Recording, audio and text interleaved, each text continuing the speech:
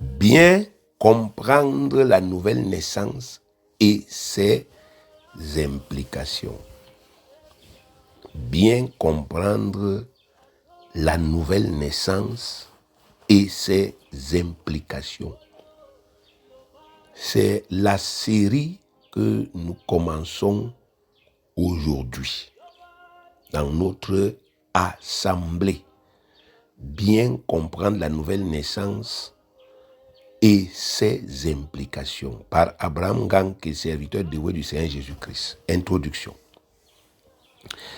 Bien-aimés, jusqu'à présent, il y a parmi nous, dans notre assemblée,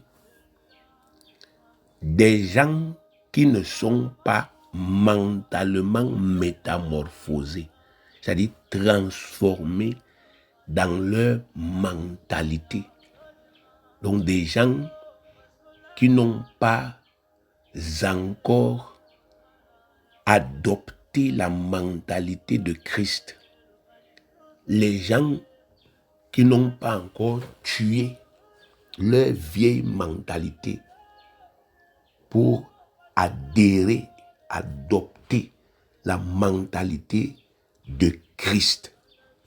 Des gens qui ne manifestent par conséquent pas la puissance de Dieu comme la Bible déclare qu'ils doivent la manifester.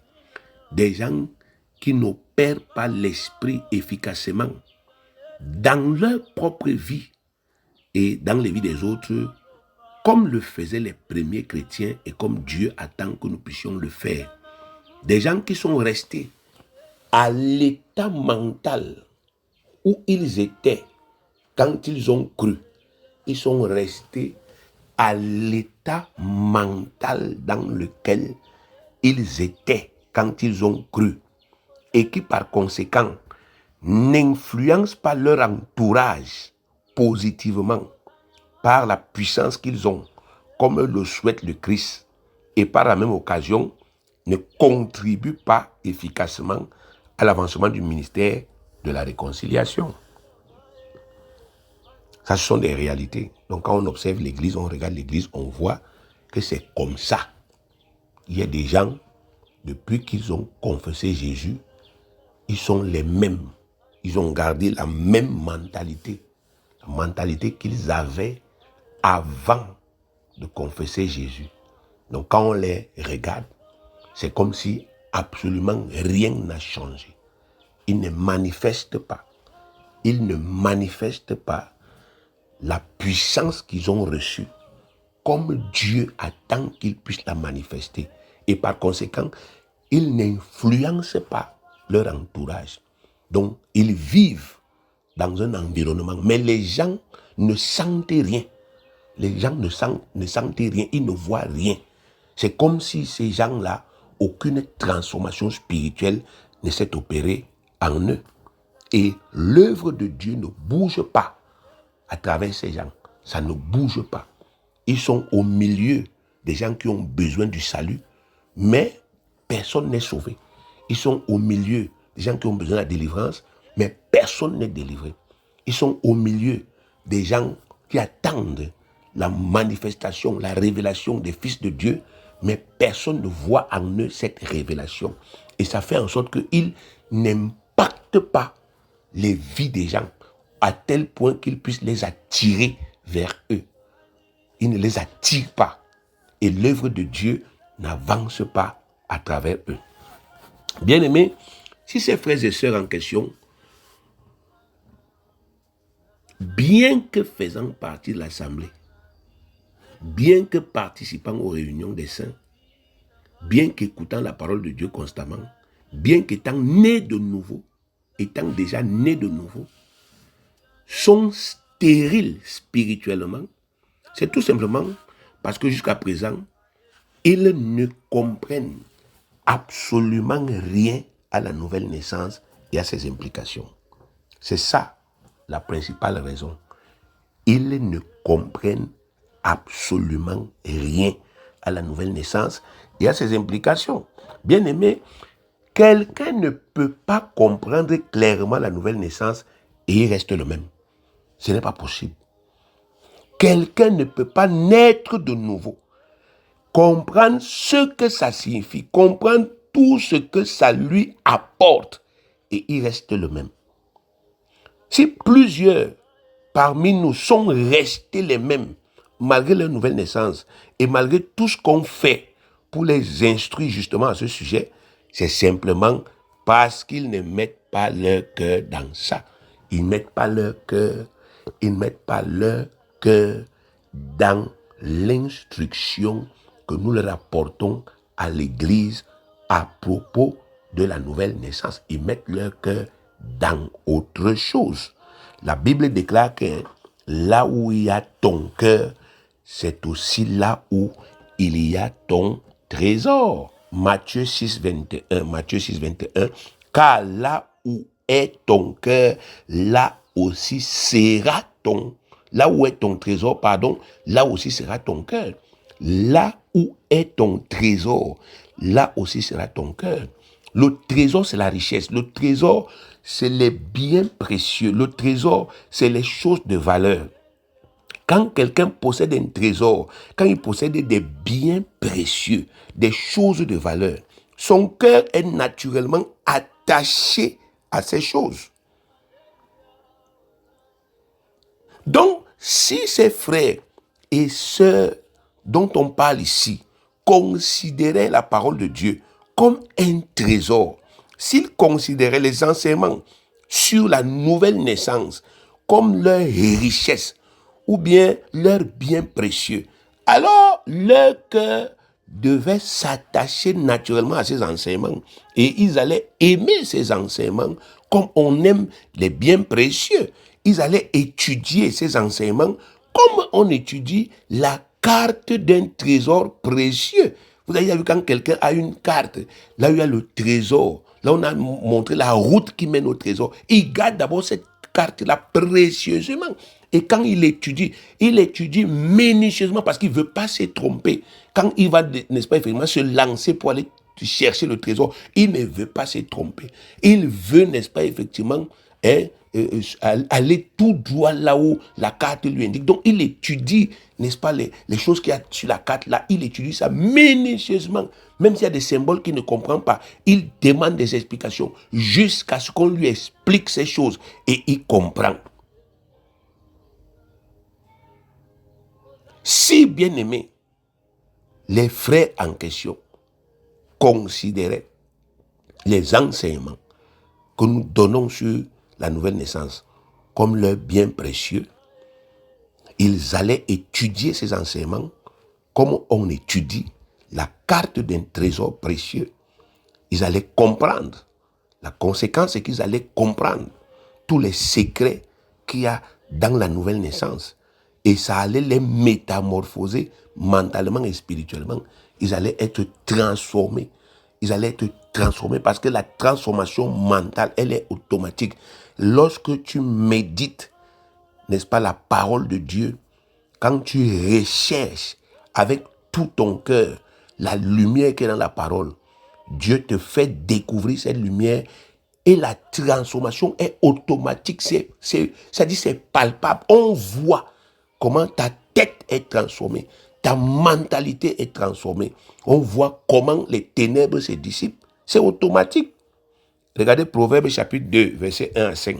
Proverbe 2, verset 1 à 5. Mon fils, si tu reçois mes paroles et si tu gardes avec toi mes préceptes, si tu rends ton oreille attentive à la sagesse, et si tu inclines ton cœur à l'intelligence, oui, si tu appelles la sagesse et si tu élèves ta voix vers l'intelligence, si tu la cherches comme l'argent, si tu la cherches comme l'argent, si tu la poursuis comme un trésor, alors tu comprendras la crainte de l'Éternel et tu trouveras la connaissance de Dieu. C'est automatique. Si tu cherches la connaissance comme on cherche l'argent, tu vas comprendre. Mais le constat que nous faisons, bien aimés, c'est que la connaissance ne veut rien dire pour beaucoup parmi nous. La connaissance ne veut rien dire. Beaucoup de gens aimeraient les bénédictions sans qu'on les embrouille, en fait, selon leur n'est-ce pas, effectivement, leur croyance. Ils aimeraient avoir les bénédictions sans qu'on les dérange avec les enseignements.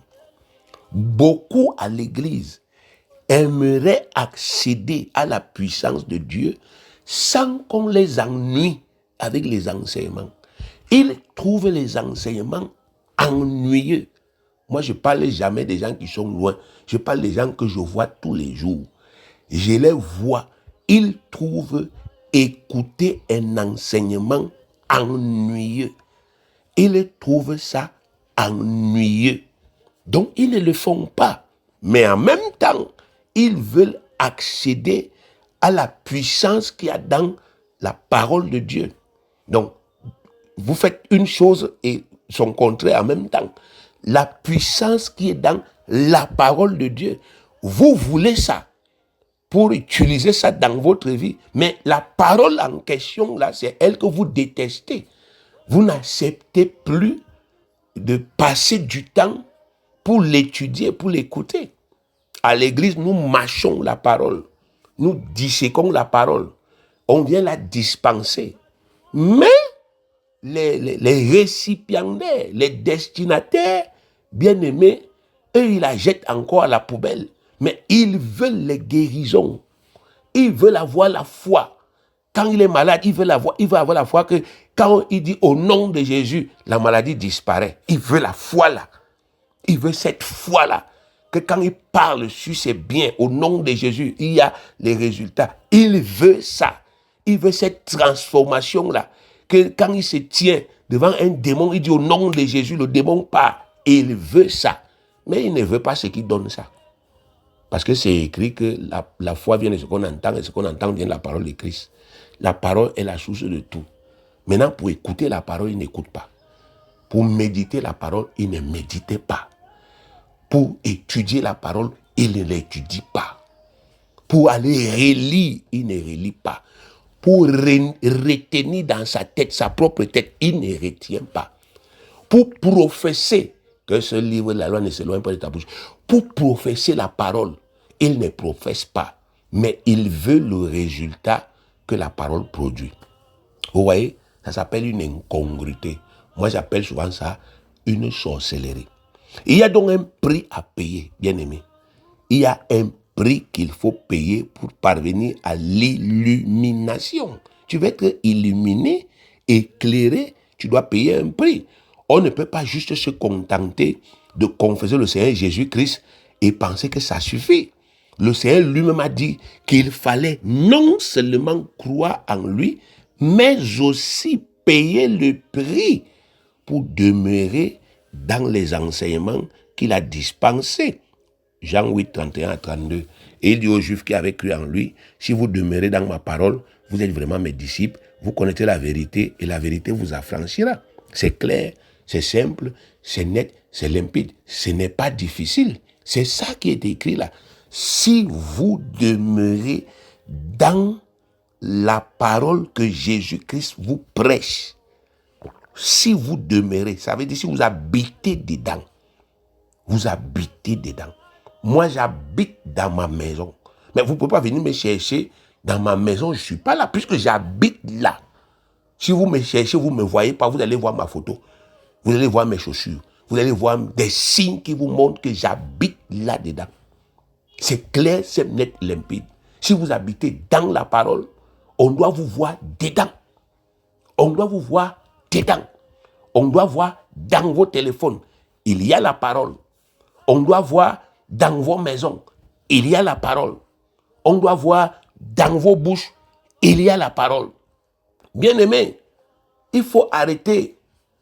Arrêtez avec la contrefaçon. Je vous ai toujours dit et je vous le redis, un homme spirituel juge de tout. On ne peut pas séduire et tromper un homme spirituel parce que lui, il juge selon la parole. Jésus a dit que je juge selon la parole. Donc les gens ne venaient pas autour de Jésus et disaient non, tu es trop beau, moi je t'aime, moi je crois en toi. Et puis Jésus leur dit oui, vraiment, merci beaucoup. Foutaise! Jésus ne jugeait pas comme ça. Il regardait ce que Dieu lui a dit de regarder. Les critères sont dans la parole. Donc quand je regarde l'assemblée, regarde notre assemblée aujourd'hui, je vois ceux qui sont passionnés de la parole et je vois ceux qui ne le sont pas. Je vois celles qui sont attachées à la parole et qui cherchent la parole. Je vois celles qui ne le sont pas. Je le vois clairement. Je n'ai pas besoin, bien aimé, que quelqu'un me flatte ou bien que quelqu'un me dise quoi que ce soit. C'est quelque chose qu'on voit. Donc, il faut que vous le compreniez. Nous devons revenir à ces enseignements sur la nouvelle naissance, car ils sont le fondement de la foi chrétienne. Le fondement de la foi chrétienne, c'est les enseignements sur la nouvelle naissance. Quand quelqu'un est déjà né de nouveau, la chose qu'il faut commencer à faire avec cette personne, c'est de lui enseigner le fondement, la base. Et c'est les enseignements sur la nouvelle naissance et sur ses implications.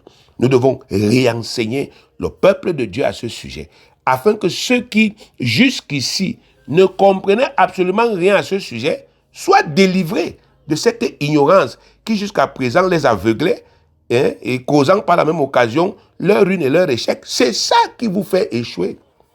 Puisque en cette époque, en ce temps-ci qu'on appelle l'époque de l'église de la grâce, l'homme ou la femme qui doivent prévaloir, ce sont les nés de nouveau. Alors, si vous naissez de nouveau, mais et vous ne comprenez absolument rien, mais vous n'allez pas prévaloir. Les serviteurs de Dieu du temps-ci, c'est les nés de nouveau. Les dieux du temps-ci, c'est les nés de nouveau. Les supérieurs du temps-ci, c'est les nés de nouveau. Les gens que les démons s'abaissent devant eux pendant le temps-ci, c'est les nés de nouveau. Donc Dieu ne fait rien avec quelqu'un d'autre. Il fait avec les nés de nouveau uniquement. Donc si vous êtes né de nouveau et que, bien aimé, vous n'y comprenez rien et vous ne manifestez pas ça, mais vous serez toujours comme si vous n'êtes pas né de nouveau et vous allez toujours être maltraité par le diable. Même si vous venez à l'église, ça ne va rien changer. Donc c'est pourquoi on doit revenir dessus. Il faut laver vos têtes. Lavez vos têtes. Quelque part dans le livre d'Isaïe, le Seigneur dit, mais pourquoi est-ce que vous dépensez de l'argent pour ce qui ne nourrit pas? Alors qu'il y a la parole de Dieu que vous ne payez pas. Il y a la parole de Dieu que vous n'achetez pas.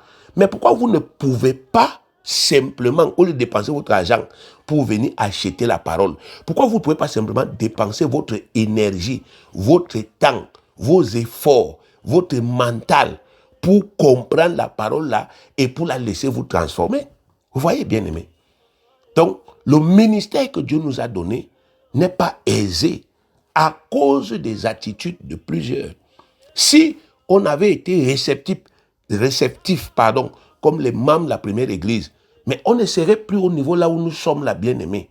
On aurait déjà rempli notre pays, le Cameroun, avec la bonne nouvelle. On aurait des églises partout dans ce pays-ci. J'ai dit partout. Mais malheureusement, on n'a pas ça.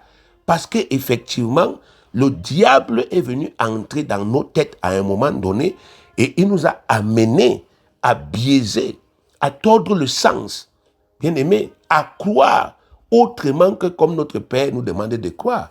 Et nous sommes devenus faibles. Osée 4,6 dit, mon peuple est détruit parce qu'il lui manque la connaissance. Puisque tu as rejeté la connaissance, je te rejetterai et tu seras dépouillé de mon sacerdoce. Puisque tu as oublié la loi de ton Dieu, j'oublierai aussi tes enfants. Vous voyez, ici, là, il ne dit pas que la connaissance, là, n'existait pas. Il dit, ça existait. Il y avait la connaissance. Mais c'est toi qui as décidé d'oublier. C'est toi qui as décidé de rejeter. Donc, aujourd'hui, il faut qu'on recommence. Nous devons, bien aimer, recommencer ce travail.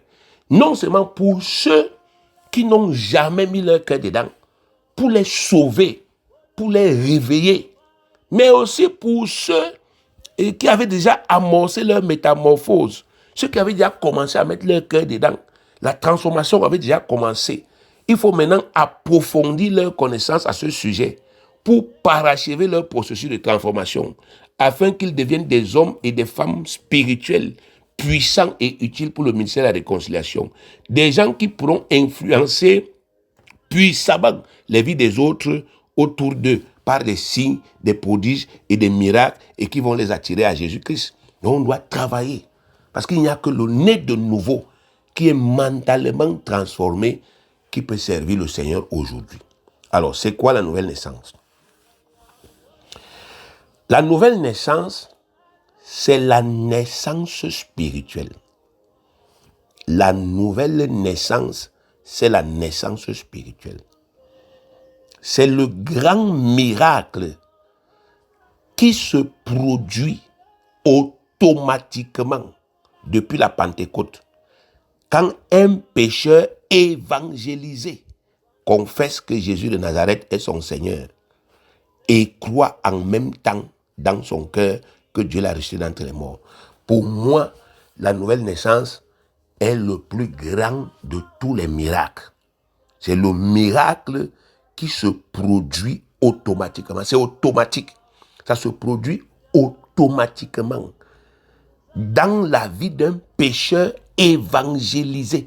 Un pécheur qu'on a évangélisé, c'est-à-dire un pécheur à qui on a annoncé la bonne nouvelle et qui a confessé Jésus-Christ comme son Seigneur personnel, en même temps qu'il a cru que Dieu l'a ressuscité d'entre les morts, selon Romains 10, versets 9 à 10. Si tu confesses de ta bouche le Seigneur Jésus, et si tu crois dans ton cœur que Dieu l'a ressuscité d'entre les morts, tu seras sauvé. Si tu confesses de ta bouche le Seigneur Jésus, et si tu crois dans ton cœur que Dieu l'a ressuscité des morts, tu seras sauvé. Verset 10, car c'est en croyant du cœur qu'on parvient à la justice, et c'est en confessant de la bouche qu'on parvient au salut. Donc, quand quelqu'un confesse de sa bouche le Seigneur Jésus, il est sauvé. Tous ceux qui ont été évangélisés depuis la Pentecôte, notez bien la précision, depuis la Pentecôte, donc depuis Acte 2, verset 4.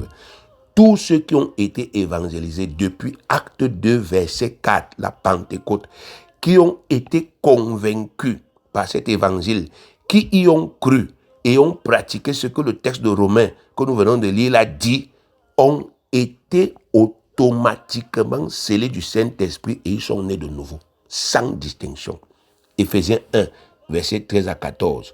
En lui, c'est-à-dire en Jésus, vous aussi, après avoir entendu la parole de la vérité, l'évangile de votre salut, en lui vous avez cru et vous avez été scellés du Saint-Esprit qui avait été promis, lequel est un gage de notre héritage pour la rédemption de ceux que Dieu s'est acquis à la louange de sa gloire. Donc, vous notez bien ici, non? En lui, c'est-à-dire en Jésus, vous aussi, après avoir entendu la parole de la vérité. Donc, personne ne peut naître de nouveau sans que vous commenciez par l'évangéliser. C'est par là où ça commence. Vous commencez par l'évangéliser. Ce n'est pas que vous biaisez et puis vous lui dites seulement confesse Jésus. Il ne comprend même pas pourquoi il doit confesser Jésus. Vous devez d'abord l'évangéliser. C'est-à-dire lui annoncer la bonne nouvelle. Et la bonne nouvelle là, c'est quoi? Tu es un pécheur, tu es né dans le péché et tu ne peux pas te sauver. À cause du péché, tu es séparé de Dieu et tu es condamné à mort. Mais il y a quelqu'un qu'on appelle Jésus qui est l'agneau de Dieu qui ôte le péché du monde. Il est venu prendre ta place. Est-ce que tu crois? C'est ça qu'on appelle l'évangile, la bonne nouvelle. Vous évangélisez d'abord quelqu'un. Alors ceux qu'on évangélise et qui écoutent l'évangile, qui croient en l'évangile, qui adhèrent à l'évangile et qui confessent de leur bouche que Jésus, le Jésus que vous leur prêchez là, il est leur Seigneur, donc le maître de leur vie. Ils confessent ça en sachant ce qu'ils font. Ils disent à ce Jésus, à partir d'aujourd'hui, tu es le Seigneur de ma vie.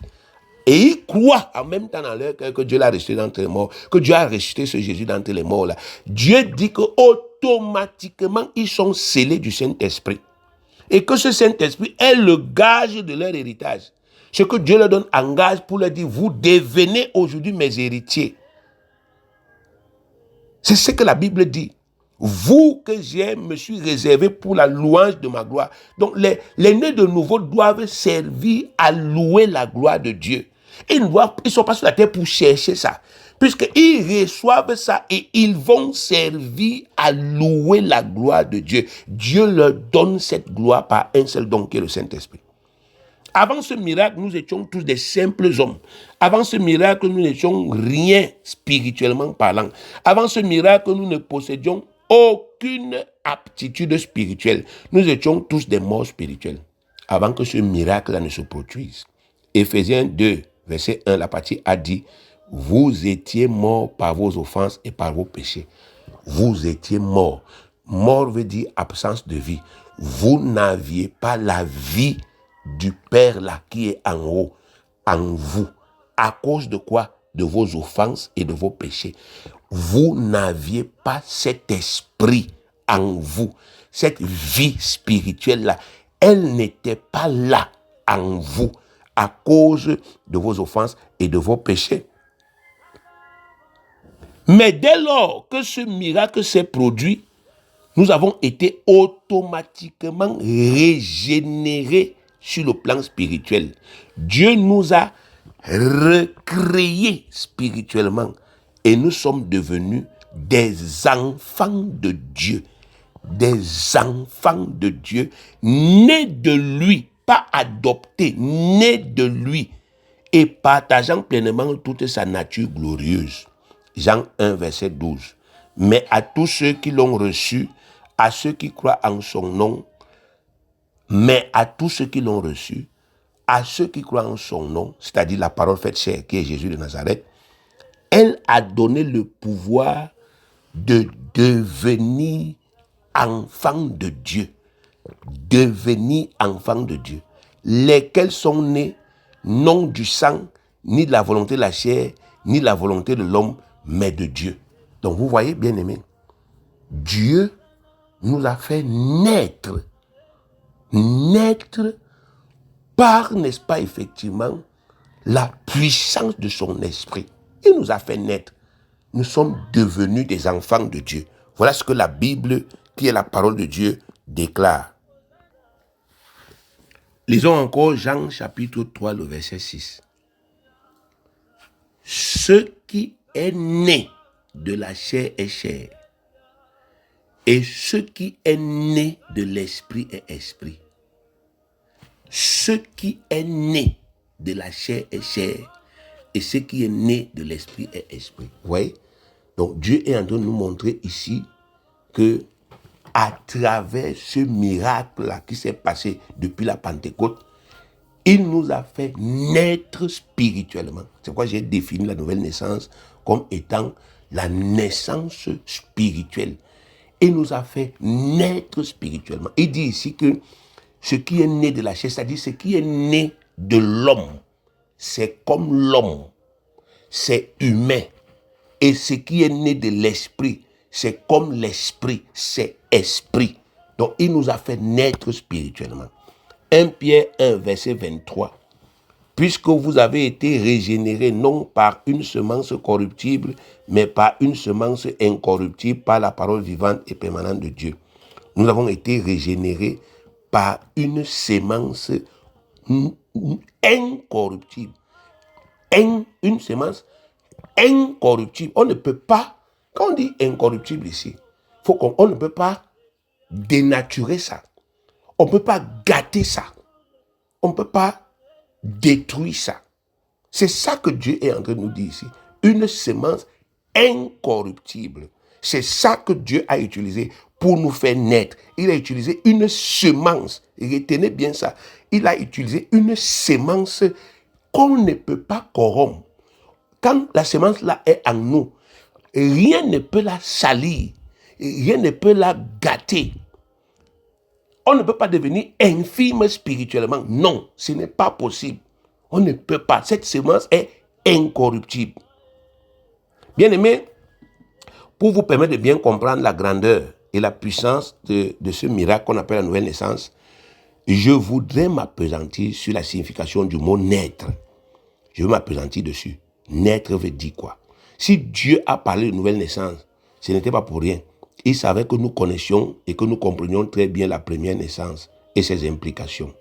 Et que fort de cette connaissance, nous pouvions nous appuyer sur ça pour bien comprendre la naissance spirituelle et toutes les grandes choses que cela nous a conférées. Donc, Dieu, quand il parle, il utilise des mots.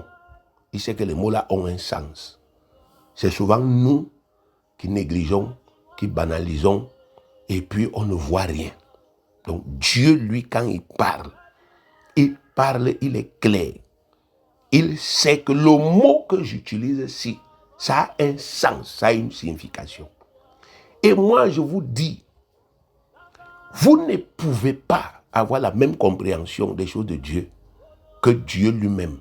Si vous aussi, vous ne mettez pas votre cœur dedans. Il y a des choses que je comprends aujourd'hui. Ce n'est pas parce que quelqu'un me les a enseignées. C'est parce que j'ai mis mon cœur, j'ai mis ma passion dedans. Je suis passionné de ça. Et Dieu voit ma passion. Il voit comment j'ai tellement envie de comprendre. Non seulement pour pratiquer, mais aussi pour enseigner. Et il m'explique. Je lis un verset biblique. Toi, tu le lis, tu ne le comprends pas. Mais moi, je le lis, je le comprends et je t'explique. Pourquoi? Mais parce que je mets mon cœur dedans. Les mots que Dieu utilise, ça a un sens. Ça véhicule des messages.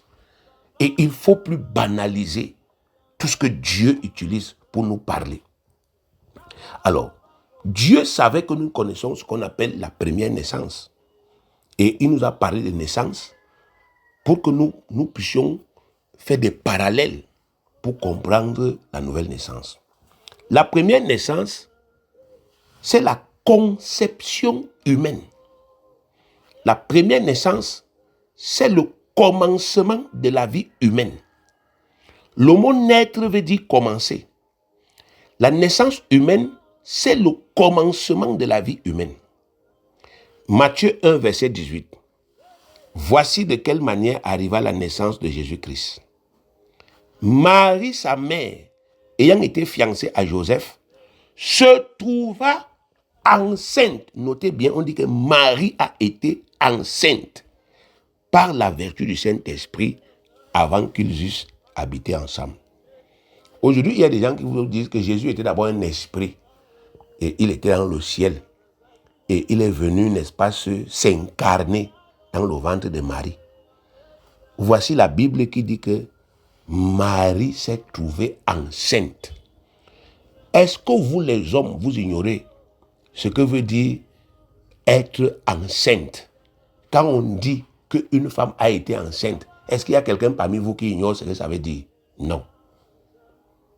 Dieu dit que la mère de Jésus a été enceinte. Donc ça veut dire qu'elle a conçu Jésus normalement comme une femme conçoit. Il y a eu une semence qui a été implantée. Un spermatozoïde a été implanté directement dans les trompes de Marie. Mais ce n'est pas un homme qui a couché avec elle. C'est Dieu qui a créé le spermatozoïde là-bas dedans. Et c'est ce spermatozoïde-là qui a fécondé l'œuf de Marie. Et Jésus-Christ a été conçu, Jésus-Christ est né. Vous voyez bien aimé comment la parole de Dieu est claire. La première naissance, c'est quand la semence de l'homme, c'est-à-dire le spermatozoïde, féconde l'ovule de la femme dans la trompe de Fallope. À la suite de cette fécondation, un embryon se forme et commence à se développer pour devenir plus ou moins 9 mois plus tard, si tout se passe bien, un magnifique bébé qui sera textuellement comme son géniteur. Cet enfant qui est né est un être humain, exactement comme son géniteur. Cet enfant qui est né possède en lui, de façon innée, toutes les caractéristiques des êtres humains, exactement comme son père. Si on fait le test de paternité, si on examine le sang de cet enfant, on découvrira, bien aimé, qu'il a le même sang que son père. Il a exactement la même vie que son père et il peut manifester naturellement tout ce qui est propre aux êtres humains. Voilà, bien aimé, ce que la naissance apporte. Et rien d'autre en dehors de la naissance ne peut faire tout ce que je viens de vous dire là. Rien d'autre en dehors de la naissance.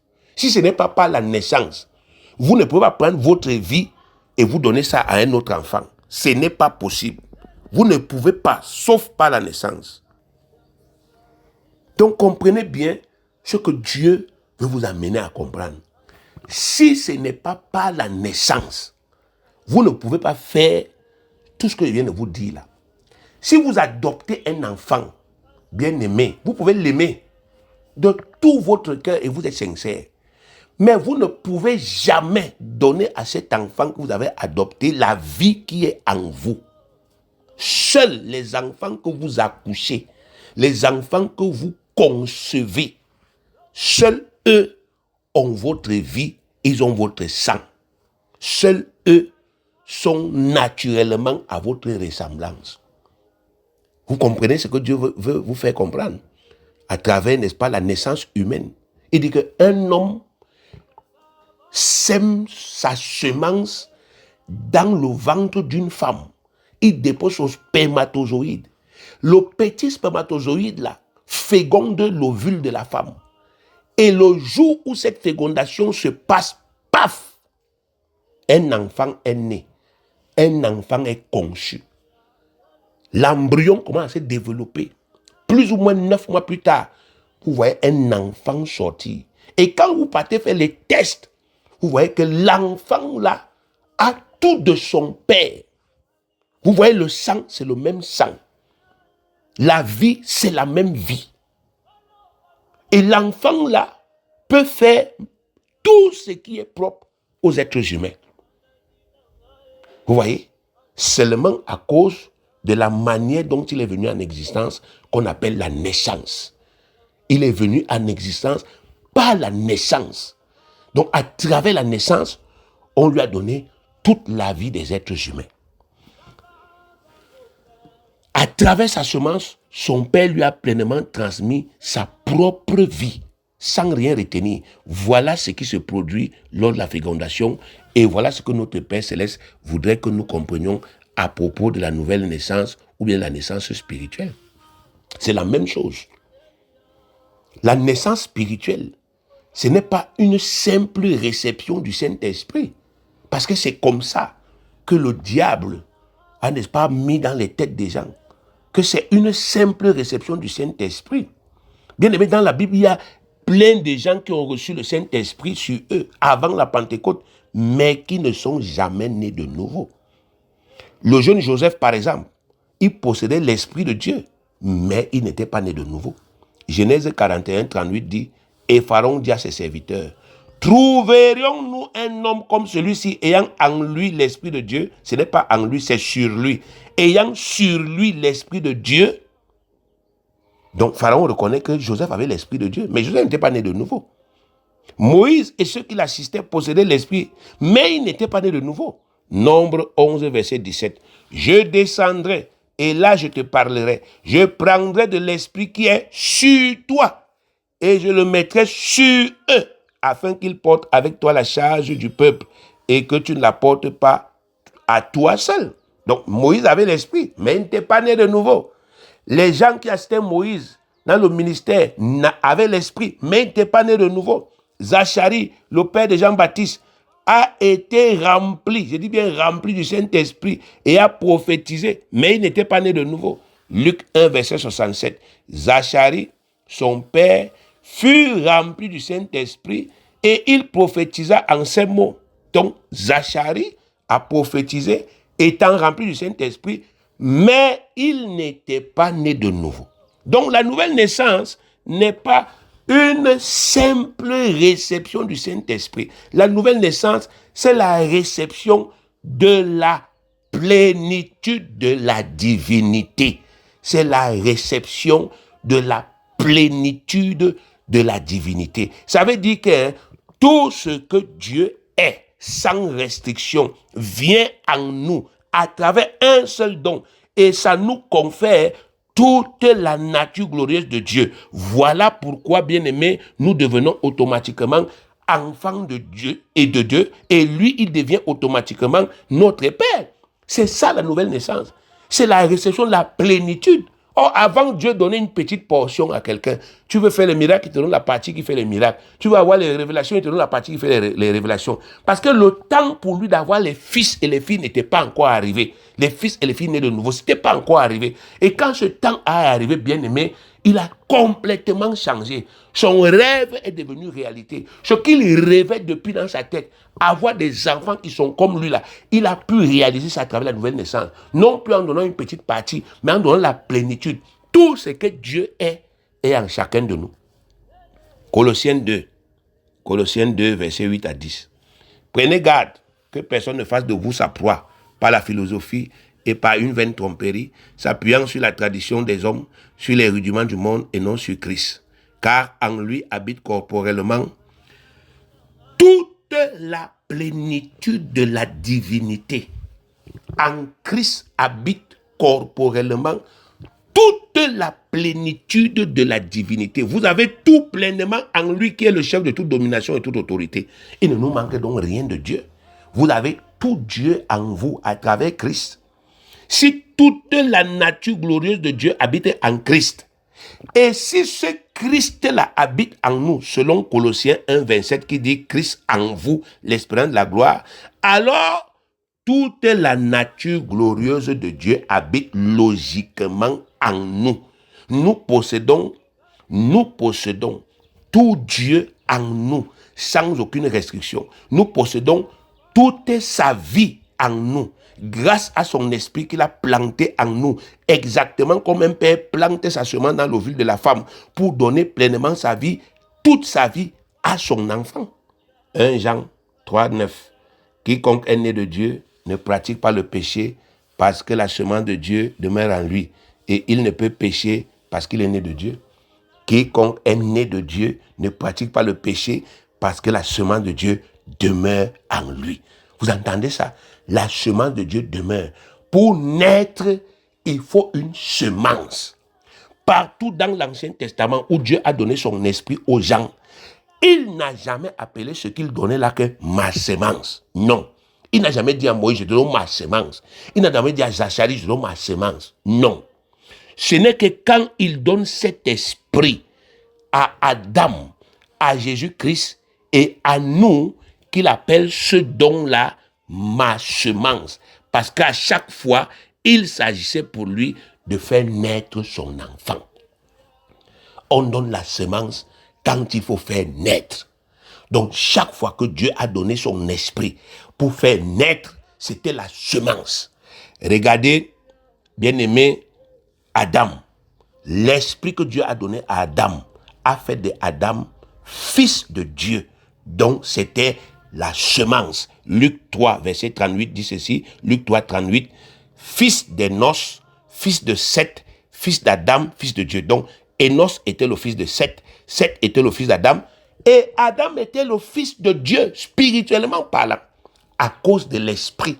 Souvenez-vous, Dieu avait dit, créons l'homme à son image.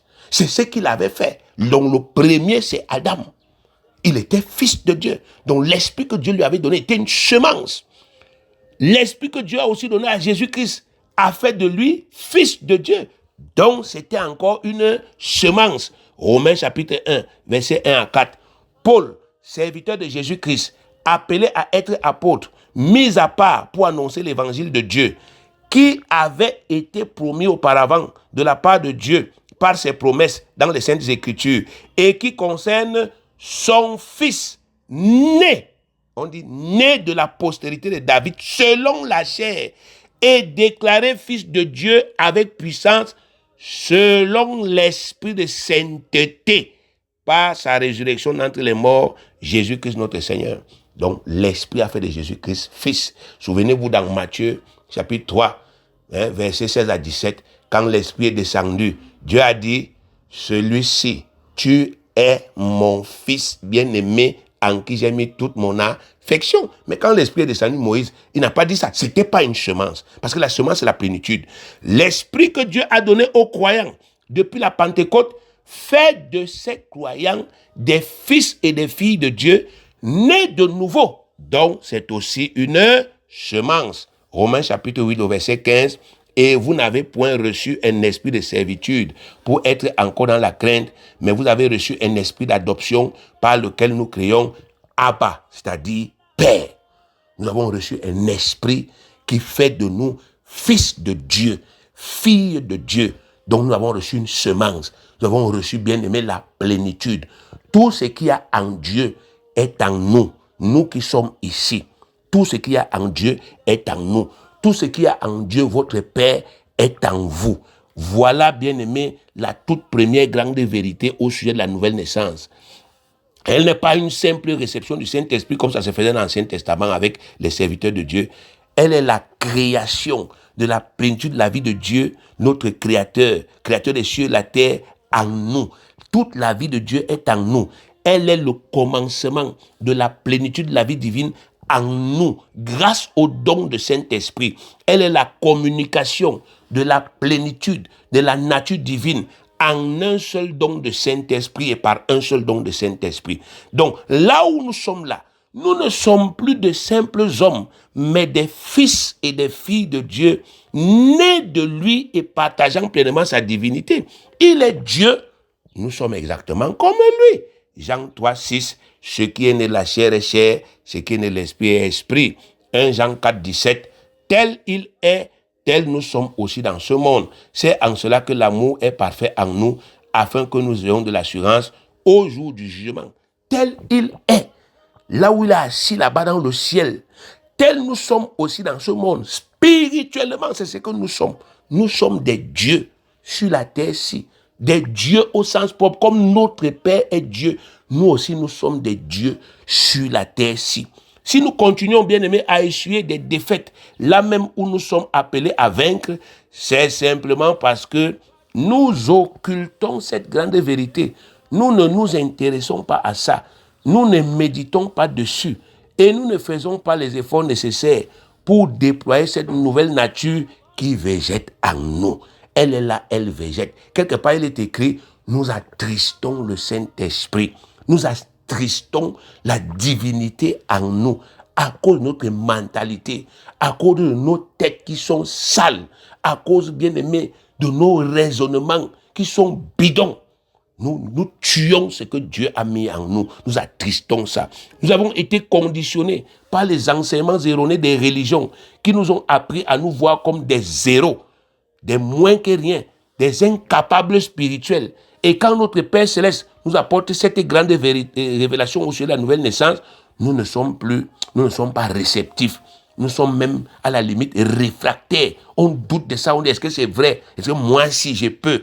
Nous ne faisons pas les efforts qu'il faut pour laisser ces enseignements pénétrer en nous et pour transformer nos intelligences. On ne fait pas les efforts. On ne se dit même pas, mais ça me coûte même quoi? Est-ce que si j'ai fait, n'est-ce pas, effectivement, et ça ne marche pas, on va se moquer de moi. Est-ce que Dieu va me chasser?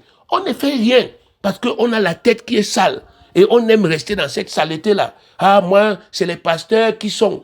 On est entré dans des églises de sorcellerie où on est parti nous bourrer le crâne là-bas. On nous dit apporter les eaux bénites. Les eaux, on va bénir, vous allez être bénis. Apporter les cailloux, apporter les mouchoirs. On était, n'est-ce pas, conditionnés à être les esclaves, n'est-ce pas, effectivement, des soi-disant hommes de Dieu. Et maintenant qu'on arrive dans l'église de la liberté, on nous prêche l'évangile, ça n'entre pas dans notre tête. Et on ne fait aucun effort pour que ça entre. On ne fait pas d'effort pour que ça entre. On garde notre conception, on garde notre mentalité, on protège même ça. Et quand l'homme de Dieu insiste, on devient ses ennemis en secret. Venez apprendre, venez à l'église. On commence à s'irriter, à chercher les voies et moyens pour aller à gauche et ne pas faire ce qu'on demande. On ne comprend pas que, bien aimé, on est possédé dans sa tête par, n'est-ce pas, effectivement, des faux raisonnements. Et la conséquence, c'est que, malgré notre nouvelle naissance, nous sommes toujours faibles, on est toujours vaincus. Faibles et vaincus. D'autres même, actuellement, ont honte. Ils ont des problèmes. Mais ils ont honte que quand ils vont m'appeler, ou bien ils vont venir à l'église, pour me dire que, oh, il y a tel problème, je vais commencer à les réprimander. Donc, je vais leur poser la question. Donc, depuis qu'on parle ici sur tel sujet-là, toi, tu n'as pas fait des efforts. Ils ont honte de venir exposer leur faiblesse, leur misère. Ils restent avec ça chez eux. Ils font semblant que ça va alors que ça ne marche pas. Bien aimé, renouvelez vos intelligences.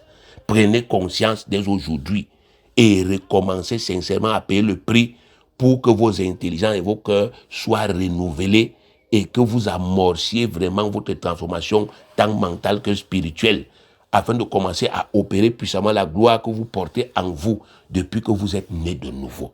Que Dieu vous donne vraiment l'éclairage, l'illumination, que vous compreniez ces choses-là et qu'on ne vous court plus après pour, n'est-ce pas, effectivement, pour travailler. Mais que désormais, vous-même vous comprenez que tout ce que Dieu est là dans le ciel, c'est en vous. L'esprit que vous avez, c'est une semence.